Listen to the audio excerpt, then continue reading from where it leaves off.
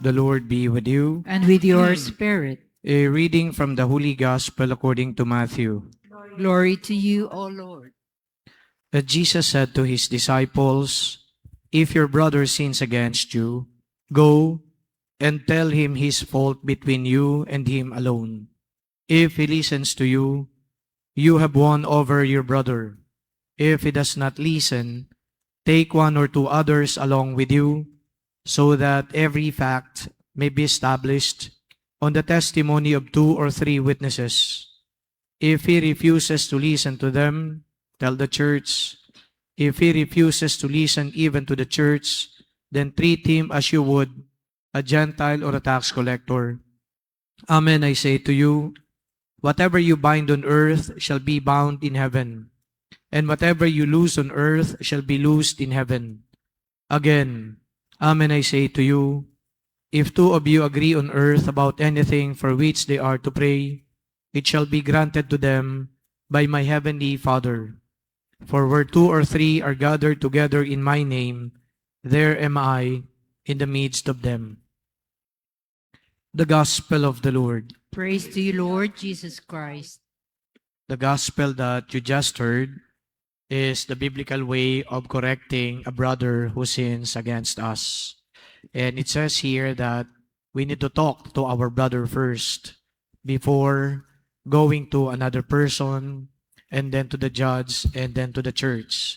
So these are the step-by-step ways of correcting our brother. Now, in reality, not all of us actually do it, because instead of confronting or talking to the person who sins against us, what we always do is to talk to other people first. Ganun po ang nangyayari.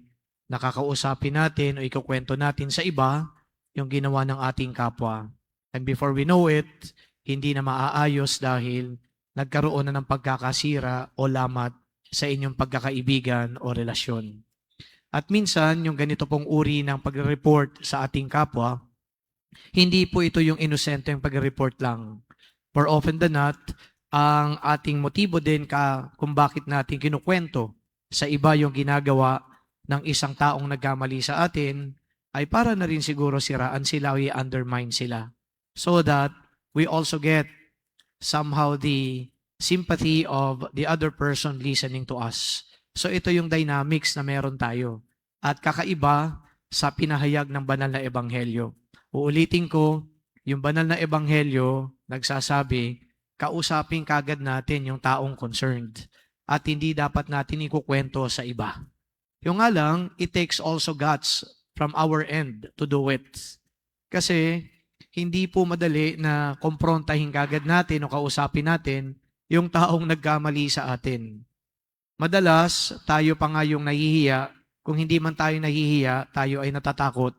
Kaya hinahayaan na lang natin na iba ang makinig sa ating kwento. Iba ang makinig sa mga pangyayari. Kaya naman tuloy, yung tao na nagkamali o gumawa ng mga bagay-bagay laban sa atin, sila naman din ngayon ay may sariling version ng mga pangyayari na ikukwento din sa iba. So nakita natin sa totoong buhay, hindi yung mga taong involved o concerned, yung mga nag-uusap-usap, kundi madalas ang mga pangyayari ay kinukwento sa ibang mga tao na wala namang kinalaman sa mga pangyayari. Kaya ang resulta nito, imbes na maging maayos, lalong nagkakagulo. Ngayon bakit natin kinakailangan na ikwento din sa iba?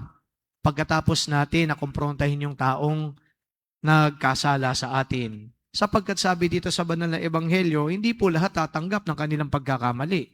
Kaya lang naman natin ikukwento sa iba pa para maging witness itong pinagkwentuhan natin. At sa pagiging witness, hindi nangangahulugan na siya ay magta-take sides. Whether that person na pinagsabihan natin ng mga pangyayari will take our side or he takes the side of the one who wronged us.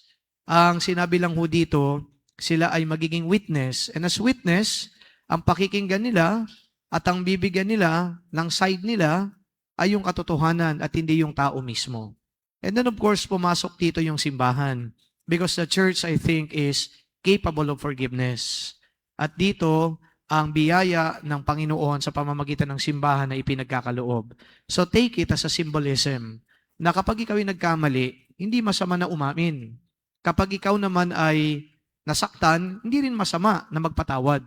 Kaya pumapasok yung simbahan dahil ito nga yung sinasagisag, sinisimbolo ng muling pagkakaisa, ng pagpapatawad.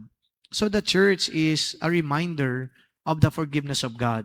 So once somebody wrongs us, God forgives. And it is also incumbent upon us na pinagkasalaan ng ating kapwa na magpatawad. Ito yung symbiotic relationship na minimin dito kapag umi-enter na yung simbahan sa ganitong usapin. So my dear friends, brothers and sisters, today, it is a biblical concept that people humble themselves because they truly wronged other people also. And for those who were wronged, it is also a Christian way to be able to forgive. So itong dynamics na ito na pinapahayag ngayon na banal na ebanghelyo, medyo ideal. Pero hindi po tayo kasi nabubuhay lang sa praktikal na pananaw at praktikal na pakikipag-ugnayan natin sa bawat isa, so much so that kung ano lang ang gusto natin, yun ang ating gagawin. As Christians, we are advised by the Lord, encouraged by the Lord to live according to the biblical teachings, to live according to His words. Kaya ito po ang ipinapahayag sa atin ng banal na ebanghelyo tungkol sa pakikipag-ugnayan sa kapwa, lalong-lalo na kung may kapwa na nagkamali sa atin. Ngayon, papansinin din po natin, meron po talagang mga tao na napakahirap sa kanilang umamin. Kahit obvious na yung kanilang pagkakamali, hindi po aamin. May mga kaibigan nga po ako, yung biruan, pitpitin mo man ang kamay ko, pilipitin mo man ang leg ko, walang aamin. Meron pong mga taong ganon, na parang, ano kaya ang magiging dahilan para itong taong ito ay mabago yung kanyang, ugali, mabago yung kanyang, pagkatao, at matuto siyang magpakumbaba. I guess, if there are people who truly find it difficult, to accept faults, dito papasok din naman ang biyaya ng Diyos. Pinagpapasa Diyos natin na sana ang tao ay matuto na tumanggap ng kanyang pagkakamali. Minsan, tayo bilang kapwa nila ay walang magagawa. Maaaring pagpaliwanagan natin, maaaring kausapin natin, maaaring i-assure na natin na wala namang problema sa atin, but then again, mananatili pa rin siyang naninindigan na hindi siya nagkamali. When the church enters the picture, it is also telling that person, may God be with you and may God deal with you.